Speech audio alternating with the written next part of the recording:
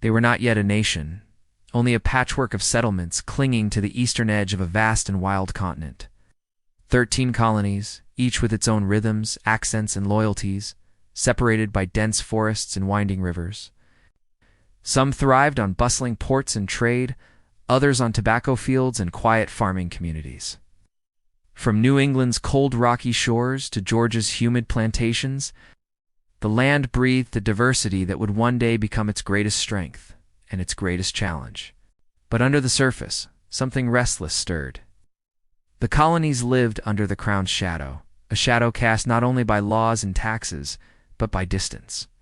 Across the ocean, in the halls of Parliament, strangers decided the price of a farmer's grain, the fate of a merchant's cargo, the limits of a family's ambition. These decisions arrived by ship, weeks late, yet carried the force of law.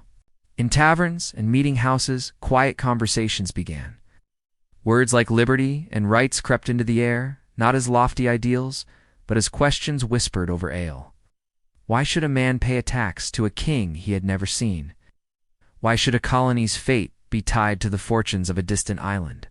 The tension did not explode overnight, grew like a slow tide, pulling ordinary men and women into its current. Farmers who once cared only for their crops now cared for the fate of charters and acts passed in London. Merchants who once measured success in barrels of rum now measured it in freedoms gained or lost. And then came the spark. A tax on paper, a duty on tea, a law forbidding settlement beyond the mountains. Small in appearance, yet heavy in meaning. To some, they were mere inconveniences. To others, they were chains. Boston became a crucible. Snow mixed with blood on cobblestone streets after the March night of 1770 tea. Precious and costly floated in a dark harbor as defiance danced on the salt wind in 1773. Each act fed the fire, turning whispers into open defiance. The colonies stood at the edge of something unknown, not yet ready to leap, yet no longer willing to kneel. The first shots had not been fired, but the air already felt charged.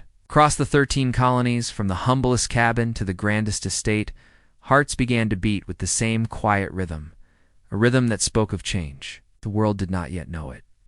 But the stage had been set for a revolution that would shake not just the colonies, but the globe.